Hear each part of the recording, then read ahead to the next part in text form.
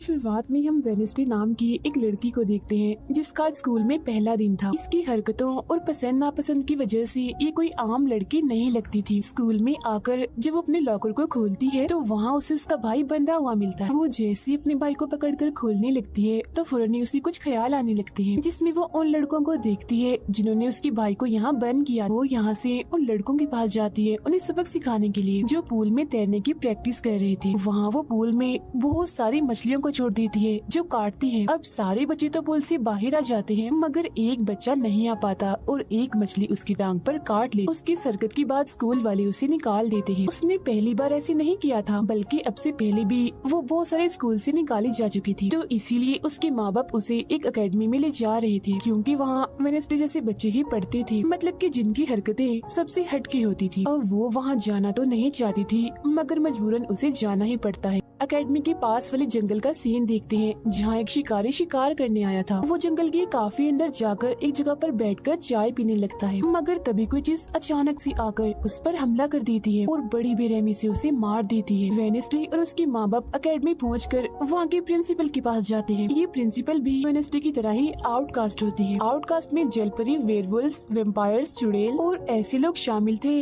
जिनमें जादुई ताकतें पाई जाती है। और इस तरह के ही सारे बच्चे इस एकेडमी में पढ़ते हैं। वेडनेसडे के साथ जिसने कमरे में रहना था, यानी उसकी रूममेट, उसने कमरे को काफी रंगीन बनाया हुआ था। इसीलिए सब कुछ वेडनेसडे को पसंद नहीं आता, क्योंकि उसे तो बस काला रंग ही पसंद था। यहाँ का सारा माहौल देखकर वो मुंह बना लेती है। तब उसकी रूममेट उससे पूछती है, तुम ठीक हो ना, क्या हुआ तुम्हें? जिस पर उसके डैड जवाब देते हैं, मेरी बेटी बड़ी अजीब है, काफी बोर है और बस इसे तुम जिंदा लाश समझो। अपने डैड की ये बातें सुनकर वेडनेसडे उन्हें घूरने लगती है। अब उसकी रूममेट उसे पूरी एकेडमी घुमा रही थी कि तभी एक लड़का वहाँ आकर वेडनेसडे से उसकी फेसबुक आईडी मांगता है, जिस पर वो कहती है, मैं कोई भी सोशल मीडिया इस्तेमाल नहीं करती, क्योंकि सोशल मीडिया हड्डियों को सड़ा देने वाली सिर्फ एक बीमारी है और कुछ भी नहीं। जाने से पहले वेडनेसडे की मॉम उसे कहती है, अब तुम यहाँ से कभी भाग नहीं पाओ। जिस पर वो कहती है, देख लीजिएगा, मैं आपसे वादा करती हूँ कि जल्दी मैं यहाँ से भाग जाऊंगी। वहाँ से जाते वक्त उसके डैड वहाँ एक हाथ छोड़ देते हैं ताकि वो वेडनेसडे पर नजर रख सके। उधर जंगल में जब पुलिस छानबीन करने आती है तो उन्हें उस शिकारी की लाश के टुकड़े अलग अलग जगहों पर पड़े मिलते हैं। ऐसा हादसा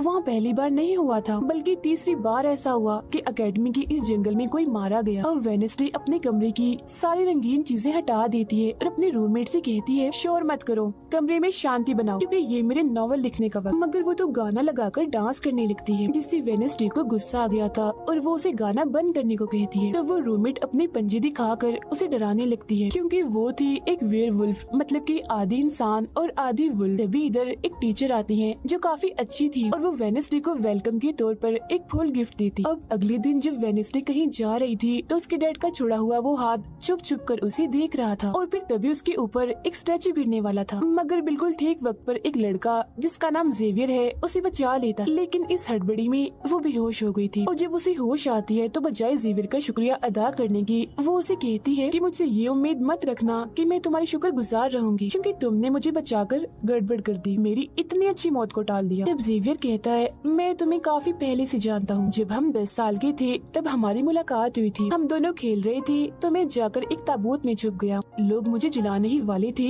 मगर तुमने मेरी जान बचा ली और आज मैंने तुम्हारी जान बचाकर हिसाब बराबर कर। वेडनेसडे जब अपने कमरे में आती है तो उसे अपने बेड पर कुछ महसूस होता है। वो जैसे बिस्तर हटाती है तो वहाँ उस हाथ को देखकर फौरन उसे पकड़ लेती है और पूछती है, तुम कौन हो और यहाँ क्या कर रही हो? जिस पर वो कहता है, मुझे तुम्हारे डैड ने तुम पर नजर रखने को कहा है, वो ही मुझे यहाँ पर छोड़ कर गए हैं। और वो उसे कहती है, मगर आज के बाद तुम मेरे लिए काम करोगी, वरना मैं तुम्हें हमेशा हमेशा के लिए दराज में बंद कर दूंगी। तो वो इस चीज के लिए मान जाता है कि ठीक है, मैं हर तरह से तुम्हारी मदद करूँगा।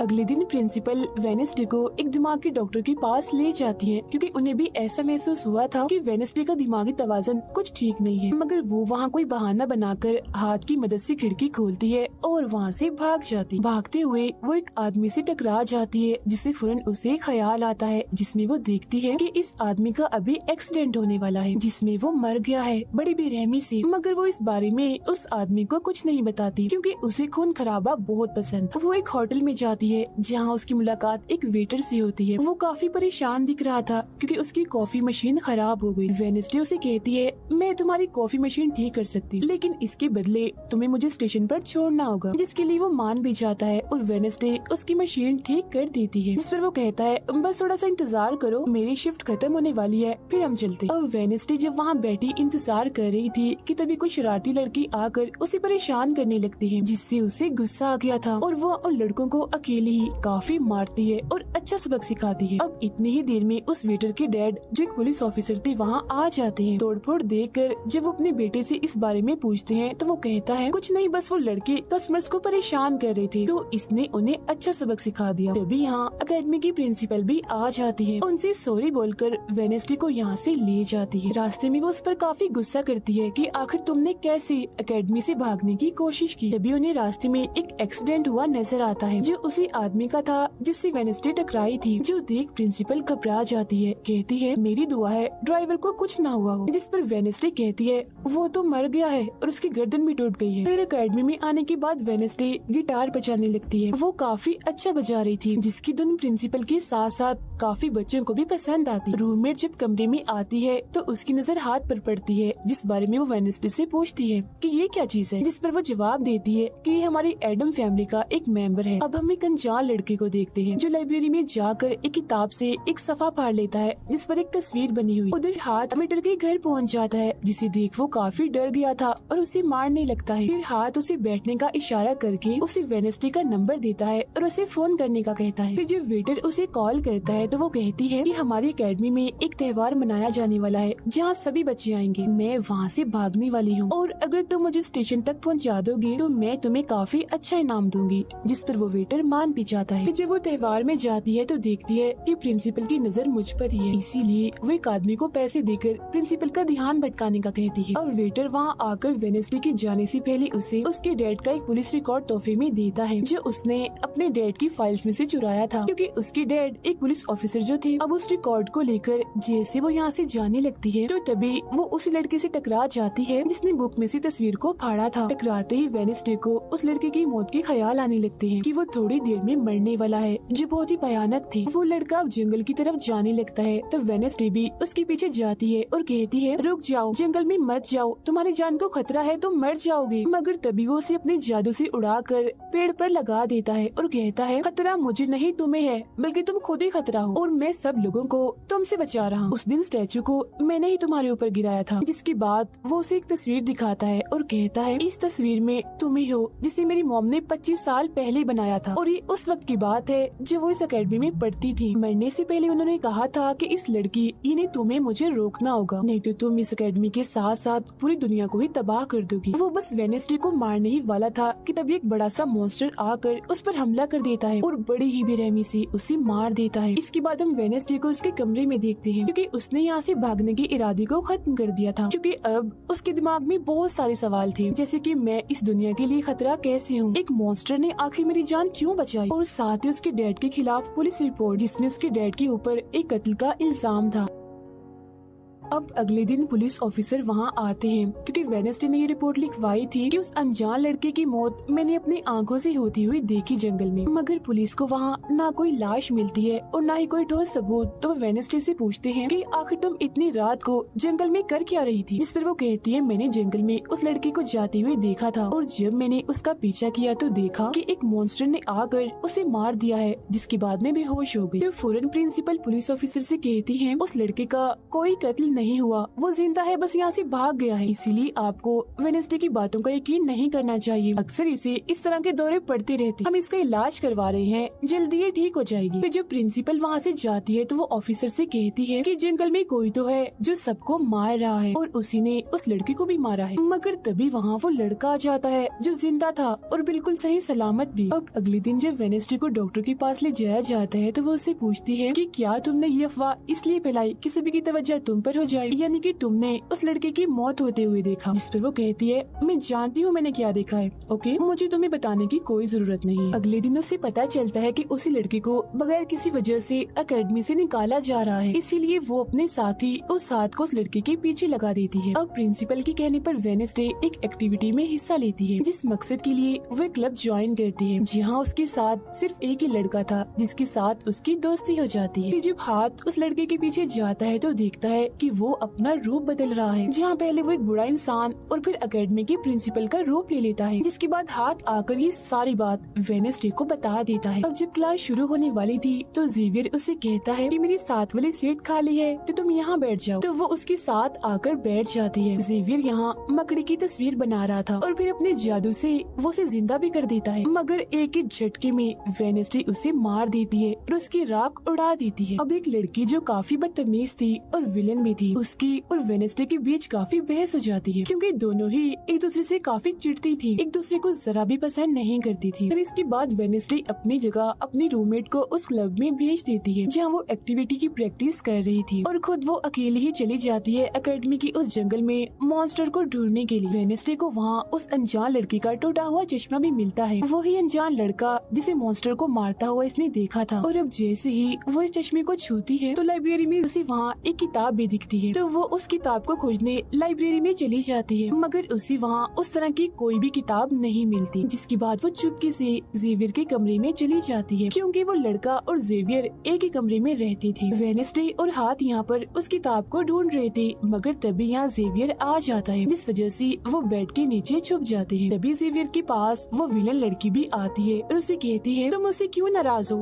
अच्छा गुस्सा छोड़ो, सुलह कर लो। जिस पर वो मना कर देता है। अब उसके इनकार पर विलन लड़की को लगने लगता है कि ये सब वो वेडनेसडे की वजह से कर रहा है, इसीलिए वो कहती है कि कल मैं वेडनेसडे समेत तुम्हारे सभी साथियों की कश्तियों की धज्जियां उड़ाने वाली हूँ। बेड के नीचे छुपे वेडनेसडे और हाथ भी उसकी ये बात सुन लेते। कमरे में वापस आने के बाद वेडनेसडे अपने रूममेट से कहती है कि कल जो कश्तियों की रेस होने वाली है मैं भी उसमें हिस्सा लूँ, और कुछ भी हो जाए उस घमंडी लड़की यानी विलन को मैं हरा कर ही रहूंगी। अब अगले दिन जब रेस शुरू होती है तो बताया जाता है कि इस मुकाबले का कोई भी असूल कानून नहीं है, जो भी टीम सबसे पहले गुफा में जाकर झंडे को लाएगी वही टीम जीत जाएगी। जिसके फौरन बाद गेम शुरू हो जाती है और विलन भी अपनी चालें चलना शुरू कर देती। वो अपने एक जलपरी साथी की मदद से एक टीम की कश्ती को तुड़वा देती है, जिससे वो पूरी टीम पानी में गिर जाती है। मगर फिर जब वो जलपरी वेडनेसडे की कश्ती की तरफ आ रही थी तो हाथ उससे पहले ही जाल फेंककर उसे जाल में फंसा लेता है। अब किनारे तक सिर्फ 3 ही टीम्स पहुंच पाती हैं, और जब सारे लोग झंडा लेने अंदर जाते हैं तो रूममेट अपने पंजों से जोकर टीम की कश्ती में छेद कर देती है। फिर सभी के साथ वेडनेसडे जब झंडा लेकर आ रही थी तो उसे एक ख्याल आता है, जिसमें वो अपनी ही जैसी एक लड़की को देखती है जिसके हाथ में किताब थी। होश में आने पर झंडा लेकर वो वापिस से कश्ती में चली जाती है। जोकर्स की कश्ती तो छेद होने की वजह से वहीं पर ही डूब जाती है, जबकि जलपरी दोबारा से वेडनेसडे की कश्ती पर हमला करने लगती है, मगर हाथ पानी में जाकर जलपरी को जोर से मुक्का मार। अब वेडनेसडे अपनी कश्ती से बहुत सारे तीर निकाल कर विलन की कश्ती में छेद कर देती है, जिससे उसकी कश्ती डूब जाती है और वेडनेसडे की टीम इस रेस को जीत जाती है। अब ये 4 साल में पहली बार हुआ था जब उस विलन को किसी ने हराया था, इसीलिए आज वो गुस्से में आग बगोला हुई। रात के वक्त वेडनेसडे एक स्टैचू के पास जाती है जिसके हाथ में किताब थी। किताब पर लिखी एक पहेली को जैसे ही वो सुलझाती है तो वहाँ एक रास्ता खुल जाता है। जैसे ही उसके अंदर जाती है तो देखती है कि यहाँ उसके मॉम डैड के अलावा और भी बहुत सारे लोगों की तस्वीरें लगी हुई हैं। उसे वहाँ वो किताब भी मिल जाती है जिसकी वो तलाश कर रही थी, मगर जैसे वो उस किताब को वहाँ से लेकर जा रही थी कि तभी अचानक से कोई आकर उस पर हमला कर देता है, जिससे वो बेहोश हो जाती है। अब उसे जैसे होश आती है तो देखती है कि उसे कुछ लोगों ने बंदी बनाया हुआ है, जिन्होंने मास्क भी लगाए हुए थे, मगर उनकी आवाज सुनते ही वेडनेसडे उन्हें पहचान लेती है और कहती है कि मैंने तुम्हें पहचान लिया है, तुम अपने मास्क हटा सकते हो। असल में ये लोग और कोई नहीं बल्कि विलन और उसके साथी थे। इसी दौरान वो अपनी रस्सी भी खोल चुकी थी और वहाँ से जाने लगती है, मगर जाते जाते वो कहती है तुम सब छोटे बच्चे हो, अगवा करना भी तुम्हें ठीक से नहीं आता। वापिस आने के बाद वो उस तस्वीर को किताब पर लगाकर मुकम्मल करती है जिसे उस लड़की ने किताब से फाड़ लिया था और वो उसे पढ़ने लगती। अब अगले दिन प्रिंसिपल सभी बच्चों को एक प्रोजेक्ट देती है जिसमें उन्हें शहर की सारी दुकानों पर जाकर काम करना था। शहर पहुंचने के बाद वेडनेसडे जेवियर को वो किताब दिखाकर पूछती है कि क्या तुम इस किताब को पहचानते हो, जिस पर वो कहता है हाँ। इस किताब को लेकर मेरे और उस लड़के के बीच में लड़ाई भी हुई थी, जिसके बारे में तुमने कहा था कि मॉन्स्टर ने उस पर हमला कर दिया था। ये किताब एक जादूगर की है और 30 सालों से भी ज्यादा पुरानी है, तो तुम इसके साथ क्या कर रही हो। ये सुन वो उससे पूछती है तुम उस जादूगर के बारे में और क्या जानते हो। वो कहता है कुछ खास नहीं, अगर तुम उस जादूगर के बारे में जानना चाहती हो तो तुम्हें उसके घर जाना होगा, जो काफी पुराना एक खास घर है। अकेडमी के सारे बच्चे भी अलग अलग दुकानों में जाकर काम करने लगते हैं। वेडनेसडे एक वेट्रेस बनी थी, मगर उसका नखरा गुस्सा देखकर कोई भी उससे खाने की चीज नहीं लेता। वेडनेसडे का दोस्त पेस्ट्री खा रहा था कि तभी शरारती बच्चे आकर उसे परेशान करने लगते हैं, और बस फिर होना क्या था, वेडनेसडे वहाँ आती है और उन्हें खूब मारती है। इसके बाद वो अपने उस दोस्त को लेकर जादूगर के घर जाती है ताकि वो सारी सच्चाई जान सके कि आखिर बात क्या है, और उस किताब के बारे में भी। उसे वहाँ जादूगर की बहुत सारी चीजें और एक पेंटिंग भी दिखाई देती है। पेंटिंग में वो उसी लड़की को किताब पकड़ी हुई देखती है जो उसे गुफा के पास भी दिखी थी। उसके ख्याल में जब उनकी रेस में वेडनेसडे झंडा लेने गई, फिर उसे वहाँ इस पेंटिंग वाली लड़की की किताब भी मिल जाती है, मगर वो खाली थी क्योंकि वो नकली थी। इतनी ही देर में वहाँ एक औरत आती है तो वेडनेसडे उसे असली किताब के बारे में पूछती है, जिस पर वो कहती है कि वो किताब तो चोरी हो गई थी और इस वक्त तुम जहाँ खड़ी हो ये भी उस जादूगर का असली घर नहीं है। इसके बाद वेडनेसडे वेटर से मिलने उसकी होटल जाती है और उससे जादूगर के असली घर के बारे में पूछती है, तो वो उसे असली घर के बारे में बता भी देता है, जहाँ से वेडनेसडे अकेली ही उस घर में चली जाती। वहाँ उसे एक बूढ़ा आदमी मिलता है जो उसे कहता है ये मेरी जगह है, मेरा घर है, निकलो यहाँ से। तब ये सुन वेडनेसडे का साथी वो हाथ उसके मुंह पर ही हमला कर देता है, जिससे डरकर वो आदमी वहाँ से भाग जाता है और वेडनेसडे को यहाँ से कुछ नहीं मिलता, इसीलिए वो यहाँ से जाने लगती है। मगर जब वो दरवाजे से बाहर जाती है तो फौरन उसे ख्याल आता है, जिसमें वो देखती है कि वो जादूगर एक लड़की को चुड़ैल साबित करके इस घर में बंद कर देता है, जहाँ उससे पहले और भी बहुत सारे लोग बंधे हुए थे। ये सारे लोग आउटकास्ट की थी, यानी कोई वेम्पायर था, कोई जलपरी, कोई वेयरवुल्फ तो कोई चुड़ैल, इसीलिए जादूगर इन सबको शैतान समझता था। इस तरह के सभी लोगों को यहाँ कैद करने के बाद वो इस पूरे घर में आग लगा देता है। वो बच्ची जिसे जादूगर ने चुड़ैल साबित किया था वो अपनी मॉम को आजाद करने की कोशिश करती है, मगर नहीं कर पाती क्योंकि सभी लोगों को जंजीर की मदद से जमीन के साथ बांधा हुआ था। सिर्फ वो बच्ची ही आजाद थी, इसीलिए अपनी माँ के कहने पर उसे बेसमेंट के जरिए वहाँ से भागना पड़ता है। जिसके बाद वो जादूगर जो बेहद ही जालिम था सभी आउटकास्ट के लोगों को जला देता है। तभी वो लड़की वेडनेसडे के पास आती है और कहती है वो बहुत ही जालिम है, हम सबको मार देगा। तब इतनी ही देर में वो जादूगर भी वहाँ आ जाता है, जिससे वेडनेसडे डर जाती है और वापिस से होश में मतलब कि मौजूदा वक्त में आ जाती है। होश में आते वो हाथ से कहती है मैंने उस लड़की को देख लिया, उसने मुझसे बात भी की, मुझे लगता है वो मेरे खानदान की कोई मेंबर है। तभी यहाँ जंगल वाला मॉन्स्टर आकर इस घर पर हमला कर देता है, मगर जब उसकी नजर वेडनेसडे पर जाती है तो वो यहाँ से भाग जाता है।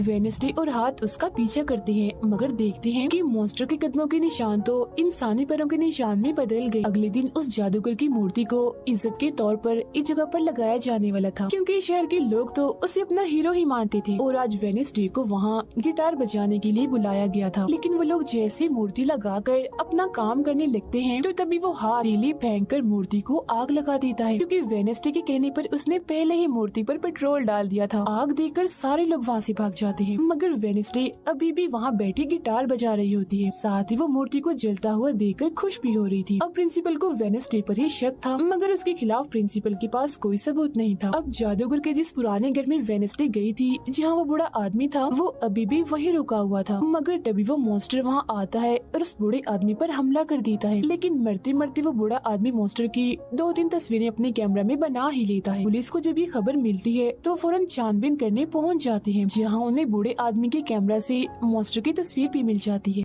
अगले दिन हाथ मुर्दा घर जाकर वहाँ लगी कैमरा पर कोई चीज लगा देता है ताकि जो वो करे उसे कोई ना देख सके। फिर वो दरवाजा खोलता है तो वेडनेसडे अंदर आती है। वो यहाँ दरअसल उस बूढ़े आदमी के जख्मों को देखने आई थी जिसे उस मॉन्स्टर ने मारा था। वो बूढ़े आदमी की लाश को देखकर सारा डेटा अपने पास रिकॉर्ड कर लेती है, जबकि हाथ उसकी एक फाइल बनाने में लग जाता है। तभी वहाँ डॉक्टर और पुलिस ऑफिसर भी आ जाते हैं। तब छुपने के लिए वेडनेसडे एक बॉक्स मिस हो जाती है। फिर जब डॉक्टर उस बॉक्स को खुला हुआ देखते हैं तो फौरन उसे चेक करते हैं, मगर जब वेडनेसडे को उसमें पड़ा हुआ देखते हैं तो उन्हें लगता है कि ये भी एक लाश है, इसीलिए वो उस बॉक्स को बंद करके वहाँ से चले जाते हैं। मगर फिर जब हाथ उसे वहाँ से लेने आता है तो वो कहती है, अच्छा तंग मत करो प्लीज, थोड़ी देर और सोने तो बड़ा मजा आ रहा है। फिर इसके बाद वो अपनी छानबीन से ये पता लगवा लेती है कि वो मॉन्स्टर असल में जिस्म के हिस्सों को इकट्ठा कर रहा है। फिर अगले दिन जब वो अकेडमी जाती है तो उसे जेवियर की गर्दन पर किसी के पंजों के निशान दिखते हैं। अब हम जेवियर को एक केबिन से बाहर आता हुआ देखते हैं और क्योंकि वेडनेसडे को उसके जख्मों पर पहले से ही शक था तो वो भी उसका पीछा करते करते वहाँ आ गई थी। उसे वहाँ पर बहुत सारी मॉन्स्टर की ड्राइंग्स और तस्वीरें दिखती हैं। एक तो तस्वीर को लेकर जैसे वो वहाँ से जाने लगती है तो तभी जेवियर उसे देख लेता है और जाने से रोक देता है, मगर वेडनेसडे उसका ध्यान भटकाने के लिए उसे बस एक ही बात कह देती है कि क्या तुम आज रात होने वाली डांस पार्टी में मेरे साथ चलोगे। जिसके बाद वो जेवियर की बनाई मॉन्स्टर की ड्राइंग्स ले जाकर पुलिस ऑफिसर को दे देती है, जिस पर वो कहते हैं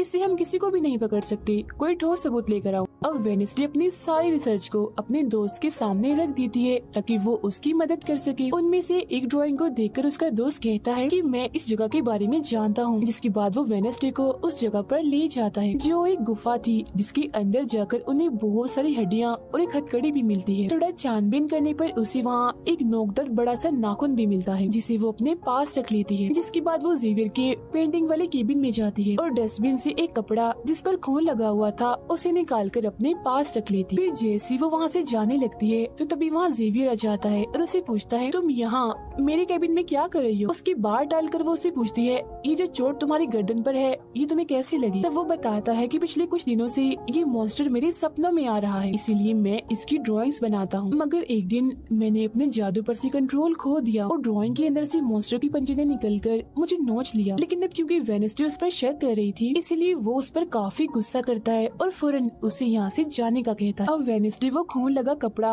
और नाखून जाकर पुलिस ऑफिसर को दे देती है और कहती है ये लो ठोस सबूत और बेशक डीएनए टेस्ट करवा लो, मेरे ख्याल से इतना सबूत काफी होगा, है ना।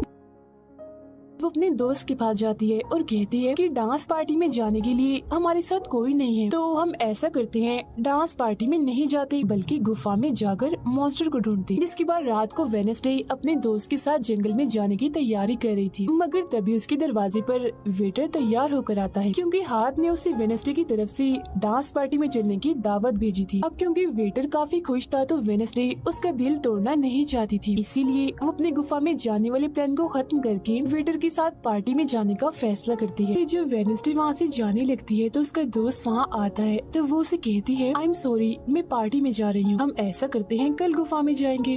लेकिन उसका दोस्त बगैर बताए अकेला ही उस गुफा में चला जाता है। उधर पार्टी में सारे लोग आकर काफी एंजॉय कर रहे थे। सब लोग अपने अपने साथी को लेकर पार्टी में आए हुए थे, जहाँ जेवियर अपने साथ उस विलन लड़की को लाया था। लेकिन जब वेडनेसडे वेटर के साथ वहाँ आती है तो उन दोनों को साथ देखकर जेवियर जलने लगता है। जब सब लोग डांस कर रहे थे तो वेडनेसडे की डांस करने की स्टाइल से सारे लोग काफी हैरान रह जाते हैं क्योंकि वो काफी अजीब तरह से ही डांस कर रही थी। उधर जंगल में वेडनेसडे का दोस्त भी पहुँच गया था और छुपकर मॉन्स्टर की आने का इंतजार कर रहा था, मगर तभी वहाँ कोई आता है और उस गुफा में धमाका करके भाग जाता है। जेवियर लगातार उन दोनों को देखकर जल रहा था, इसीलिए वो विलन लड़की से कहता है कि तुम अपना लॉकेट उतारो और अपने जेल परी से मेरे लिए मदद मांगो ताकि मैं वेडनेसडे को भूल जाऊं। जो सुन विलन लड़की भड़क जाती है और उसे कहती है कि तुम तो पहले ये कहते फिर रहे थे कि मैंने अपने जेल परी से तुम्हें अपने काबू में किया है और अब तुम्हें किसी को बुलाने के लिए मेरी ही मदद चाहिए। तभी बाहर शरारती लड़कों का ग्रुप टैंकर लेकर आता है और डांसिंग क्लब के पंप में वो बड़ा सा पाइप लगा देते हैं और फिर तभी अचानक उस पार्टी में खून की बारिश होने लगती है क्योंकि जो टैंकर वो शरारती लड़के लाए थे जिसका पाइप उन्होंने लगाया था उसमें दरअसल खून था। ये देख सारे लोग घबरा जाते हैं और पार्टी से भागने लगते हैं, मगर वेडनेसडे वहीं खड़ी रहती है क्योंकि उसे तो अब और मजा आ रहा था क्योंकि वो बारिश खून की नहीं बल्कि कलर की थी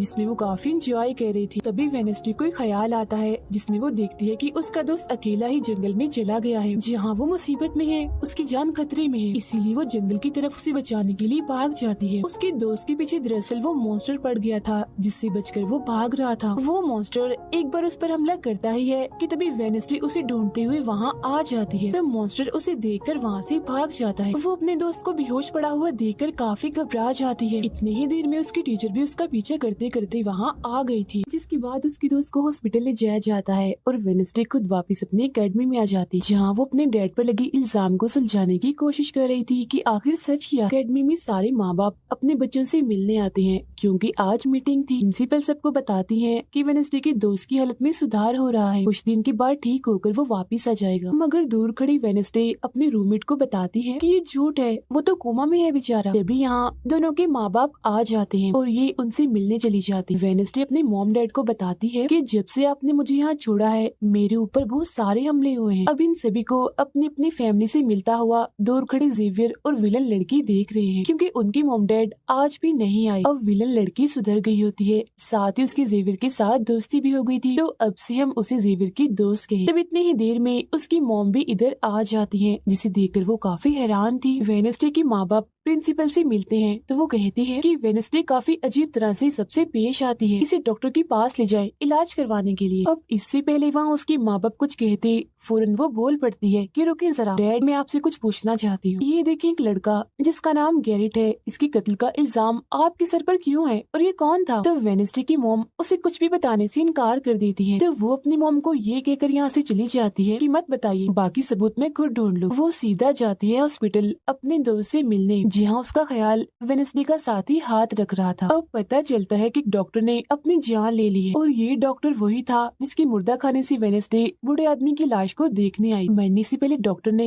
एक खत भी छोड़ा था जिसमें लिखा हुआ था कि मैं गैरेट के केस पर शर्मिंदा हूँ क्योंकि मैंने उसकी झूठी रिपोर्ट बनाई थी। अब जब सारे लोग खाना खा रहे थे तो तभी वहाँ पुलिस ऑफिसर आकर वेडनेसडे के डैड को पकड़ लेता है और कहता है कि गैरेट की मौत के इल्जाम में तुम्हें गिरफ्तार किया जा रहा है। जेल में वेडनेसडे अपने डैड से मिलने जाती है, पूछती है कि बताएं गैरेट से आपका क्या वास्ता है। तो वो बताते हैं कि गैरेट तुम्हारी मॉम से बहुत प्यार करता था, फिर एक दिन जब तुम्हारी मॉम और मैं साथ थे तो गैरेट ने आकर मुझ पर हमला कर दिया। मैंने अपना काफी बचाव किया जिस दौरान गलती से उसकी मौत हो गई। ये सुन वेडनेसडे को उनकी बात थोड़ी झूठी लगती है। फिर वो पुलिस ऑफिसर के पास जाती है, कहती है मेरे डैड ने गैरेट को नहीं मारा और ये उनके खिलाफ साजिश की जा रही है। जिस पर वो कहता है दुनिया तुम्हारे हिसाब से नहीं चलती, हमारे पास सबूत आ गए हैं तुम्हारे डैड के खिलाफ। वो कहती है मैं नहीं मानती और मेरा ख्याल है कि जिसने मेरे दोस्त को मारने की कोशिश की उसने ही गैरेट को मारा होगा। पार्क में रूममेट अपनी मॉम के साथ बैठी थी, जहाँ उसकी मॉम चाहती है कि वो पूरी तरह एक वेयरवुल्फ बन जाए और वो उसे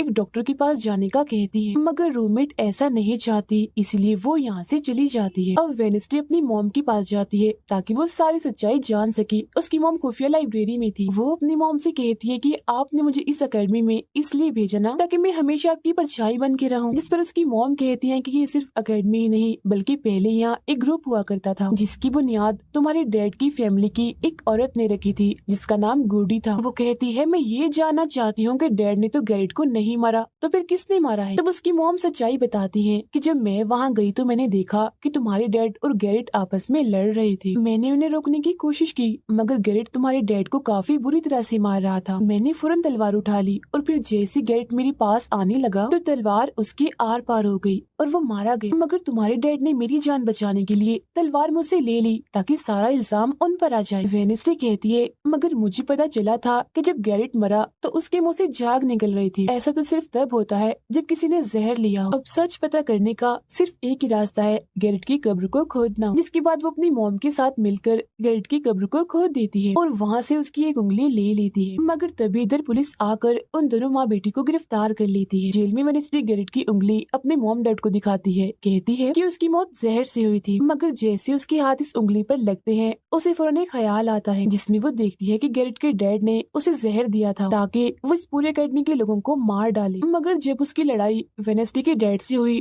तो जहर की बोतल टूट गई जिससे सारा जहर गैरेट के अंदर चला गया, जिसका मतलब साफ था कि उस दिन वो वेडनेसडे के डैड को ही नहीं बल्कि पूरी अकेडमी को ही खत्म करने आया था। जेल से रिहा होने के बाद वेडनेसडे और उसकी मॉम मेयर के पास जाती है, कहती है आपने गैरेट की मौत के सच को छुपाया, उसकी मौत जहर से हुई थी न कि तलवार से, और ये बात साबित भी हो गई है। जो सुन मेयर सब कुछ सच बता देता है, जिसके बाद वेडनेसडे के डैड को भी रिहा कर दिया जाता है। अब वेडनेसडे अपनी मॉम को बताती है कि मुझे बहुत ख्याल आते हैं, जिस पर उसकी मॉम कहती है कि ये खासियत हमारे खानदान में है, ख्याल सबको आते हैं, अगर ख्याल हमारे कंट्रोल में ना रहे तो ये हमें पागल बना सकते हैं, इसीलिए हमारे खानदान के पुराने लोग आकर हमें आसान रास्ता बताते हैं और ट्रेनिंग देते हैं। तो वेडनेसडे फौरन बोलती है जैसे गुडी एडम्स जिसके बारे में आपने बताया था कि वो मेरे डैड के खानदान की है, जिस पर उसकी मॉम कहती है कि मुझे नहीं नहीं पता। बहरहाल तुम होशियार रहना, क्योंकि गुडी एडम्स बदला चाहती थी, जिसके चक्कर में वो खुद भी नहीं बच पाई। फिर सबके माँ बाप अपने अपने बच्चों से मिलकर जा रहे थे। रूममेट अपनी मॉम को कहती है, आप फिक्र मत करना, जब मुझे वेयरवुल्फ बनना होगा मैं बन जाऊंगी। जाने से पहले वेडनेसडे की मॉम उसे वही किताब देती है जो अक्सर प्रिंसिपल के पास हुआ करती थी। वो किताब लेकर वेडनेसडे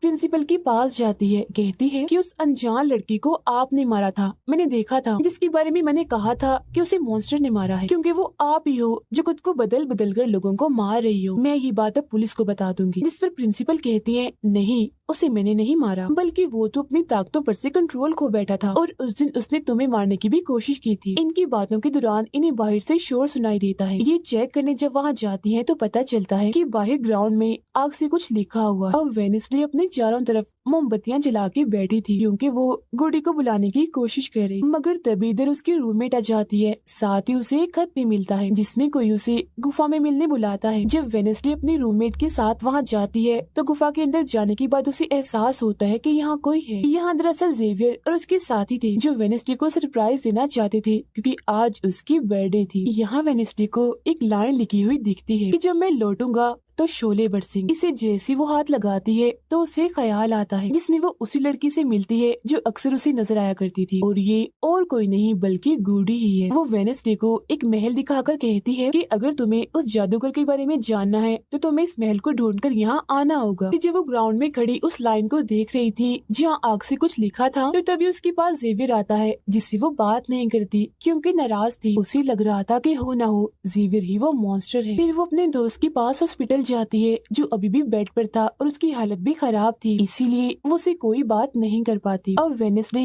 अपने दोस्त वेटर से मिलने जाती है और उसे उस महल जो गुडी ने दिखाया था उसकी तस्वीर दिखाकर पूछती है कि क्या तुम इस जगह के बारे में जानते हो, जिस पर वो मना कर देता। अब यहाँ तो उसका काम नहीं हुआ, इसीलिए वो तस्वीर को लेकर जेवियर के पास जाती है और उससे भी वही सवाल करती है कि क्या तुम इस जगह के बारे में जानते हो। मगर तभी उसकी नजर इसी महल की पेंटिंग पर जाती है जो जेवियर ने पहले से ही बनाई हुई थी, जिस पर वो बताता है कि ये जगह रात को मेरे सपने में आई थी तो मैंने इसे बना दिया। अच्छी बात ये थी कि जेवियर इस जगह के बारे में जानता भी था। तब उसी महल का पता लेकर वेडनेसडे वहाँ पहुँच जाती है जहाँ मेयर पहले से ही मौजूद था, और क्योंकि वो जान गया था कि असली कातिल कौन है तो वेडनेसडे उसकी गाड़ी में ही छुप जाती है। मगर जैसे मेयर की गाड़ी शहर में पहुँचती है तो कोई उनकी गाड़ी को ठोक देता है, जिससे मेयर का एक्सीडेंट हो गया था। वो काफी जख्मी हो जाते हैं, उनकी हालत मरने वाली हो गई। फिर अब रात के वक्त वेडनेसडे वेटर और अपने रूममेट के साथ उसी महल में आती है। यहाँ उसे ऐसा महसूस होता है जैसे कोई इधर रह रहा है, क्योंकि मोमबत्तियां गर्म थी और ये कमरा बिल्कुल साफ था। इतनी ही देर में वो मॉन्स्टर भी यहाँ आ जाता है, जिससे बचने के लिए ये लोग छुप जाते हैं। ये लोग देखते हैं कि जिन जिन लोगों पर मॉन्स्टर ने हमला किया था उनके जिस्म के कटे हुए हिस्से यहाँ पर पड़े हुए हैं। अब वेडनेसडे अपने दोस्तों को मॉन्स्टर से बचाना चाहती थी, इसीलिए वो उन्हें यहाँ से ले जाती है। ये वेटर के घर जाते हैं, जहाँ जैसे उसकी डेड आती है तो वेडनेसडे उन्हें कहती है कि मैं आपको कुछ दिखाना चाहती हूँ, क्योंकि वो पुलिस ऑफिसर जो थे वो जब उन्हें महल में ले जाती है तो वहाँ पर कुछ भी नहीं था। मतलब जिस्म के कटे हुए हिस्से जो पहले यहाँ पर रखे हुए थे अब वो वहाँ पर नहीं पड़े थे, जिससे पुलिस ऑफिसर को गुस्सा आ जाता है और वो कहते हैं कि आज के बाद तुम मेरे बेटे से नहीं मिलोगी। अब जब वेडनेसडे एकेडमी आती है तो वहाँ उसे प्रिंसिपल मिलती है जो कहती है कि तुम्हें मैंने कहीं भी जाने से मना किया था, मगर तुमने मेरी बात ना मानकर अच्छा नहीं किया। जिस पर वो जवाब देती है, मैं सच का पता लगवाने गई थी, इसीलिए मैं माफी नहीं मांगूंगी, मैंने कुछ गलत नहीं किया है। जिसके बाद वो प्रिंसिपल को एक पेंटिंग भी दिखाती है जिसमें वो जादूगर था और वेडनेसडे खुद थी। बताती है कि इसीलिए वो अनजान लड़का मुझे मारना चाहता था, क्योंकि उसे लग रहा था कि एकेडमी के लिए मैं खतरा हूँ, मगर खतरा दुश्मन कातिल तो कोई और ही है, जबकि मैं तो इस एकेडमी और सबको बचाना चाह रही हूँ, तो मुझे एक मौका मिलना चाहिए। प्रिंसिपल कहती है, नहीं, तुम कहीं नहीं जाओगी, आगे से ऐसी कोई भी गलती की तो मैं तुम्हें एकेडमी से निकाल दूंगी। और वहाँ से वो ये कहकर चली जाती है। वो जब अपने कमरे में वापस आती है तो देखती है कि रूममेट अपना सामान पैक कर रही है, क्योंकि वो यहाँ से जा रही है। वो गुस्से में वेडनेसडे से कहती है कि तुम्हें सिर्फ अपना काम निकलवाना आता है, फिर चाहे इसके लिए तुम्हारे दोस्तों की जान क्यों न चली जाए, आज वो अजीब सा मॉन्स्टर हमें भी मार देता। जिसके बाद वो यहाँ से चली जाती है। अब वेडनेसडे बिल्कुल अकेली रह गई थी, इसीलिए कमरे में एक जगह बैठकर वो उस बॉक्स को देखने लगती है वो जादूगर के महल से चुरा कर लाई थी। उसे बॉक्स के नीचे एक खत मिलता है जिसमें वेडनेसडे की अपनी ही बहुत सारी तस्वीरें होती हैं, जो देख वो कहती है मेरी एडम्स फैमिली, जादूगर, मॉन्स्टर और मैं शायद किसी न किसी तरीके से जुड़े हुए हैं। और जब ये बात मेयर को पता चली तो किसी ने उनका मुंह बंद कर दिया, मगर मैं चुप नहीं बैठूंगी और तुम जो कोई भी हो मैं तुम्हें ढूंढ लूंगी देखना। अब मेयर की मौत हो गई थी और जब उन्हें दफनाया जा रहा था तो वेनेसडे वहाँ आती है और सोचने लगती है कि कातिल यहाँ आए लोगों में से ही कोई है, मगर तभी उसे जंगल में कोई दिखता है। वो पीछे करती है तो पता चलता है कि और कोई नहीं बल्कि उसका अंकल है। अंकल बताते हैं कि मेरे ऊपर चोरी का इल्जाम है तो कुछ वक्त के लिए मुझे छुप के रहना होगा। जब वेनेसडे उन्हें एक केबिन में छुपा देती है और मॉन्स्टर की तस्वीर दिखाकर पूछती है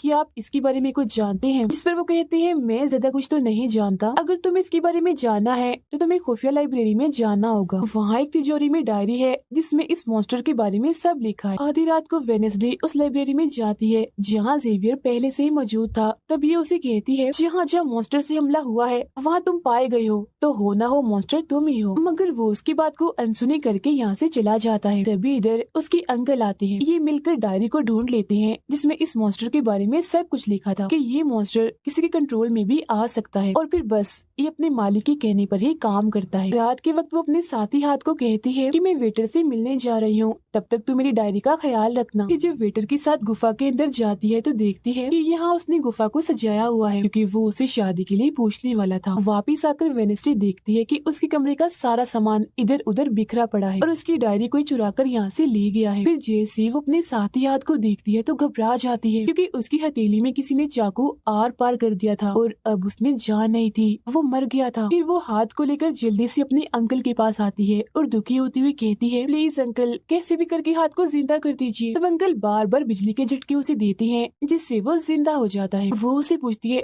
अच्छा तुम पर हमला किसने किया था, जिस पर इशारों से वो बताता है कि मैंने नहीं देखा क्योंकि हमला पीछे से हुआ था। जिस पर वेनेसडे गुस्से से भर जाती है, कहती है चाहे कुछ भी हो जाए मैं उसे नहीं छोड़ूंगी, वो जो भी है। अब वो प्रिंसिपल को आकर कहती है किसी ने मेरे कमरे में तोड़ फोड़ कर दी है, साथ ही कोई उस डायरी को भी चुरा कर ले गया है। वो कहती है वो डायरी तो खुफिया लाइब्रेरी में थी तो तुम्हारे पास कैसे आई, तुम ऐसी हरकतें मत करो कि एकेडमी को बंद करना पड़े, ऐसा मैं होने नहीं दूंगी। फिर जब वेनेसडे वहाँ से जा रही थी तो तभी उसके पास उसके साथी आते हैं और उसे जानकारी देते हैं कि गैरेट जिसकी मौत का इल्जाम तुम्हारे डैड पर था उसकी मॉम को किसी ने डबोकर मारा था और मरने से पहले उनकी सारी प्रॉपर्टी एक डॉक्टर ने हथिया ली थी। डॉक्टर नाम सुनकर वेनेसडे को दिमागी डॉक्टर पर शक होता है, इसीलिए वो सीधा उनके पास जाती है। कहती है कि मैं जानती हूँ आपके अंदर गैरेट की मॉम की आत्मा है जो सबसे अपनी मौत का बदला लेना चाहती है, अब बस कर दो तुम्हारा खेल खत्म हुआ। जिसके बाद वो यहाँ से चली जाती है। ये सारी बातें सुन डॉक्टर को जरा भी समझ नहीं आती कि क्या बोल रही थी, इसीलिए वो फौरन प्रिंसिपल को कॉल करती है। कहती है वेनेसडे आई थी, उसका बर्ताव काफी अजीब था, उल्टी उल्टी बातें कर रही थी वो। अब तभी यहाँ मॉन्स्टर आ जाता है जो डॉक्टर पर हमला करके उन्हें मार देता है। अब डॉक्टर तो मर गई थी, इसीलिए वेनेसडे की शक की सुई अब जेवियर पर आ जाती है, इसीलिए वो उससे मिलने उसके कैबिन में जाती है। यहाँ उसे मरे हुए लोगों का सामान भी मिलता है जिससे उसका शक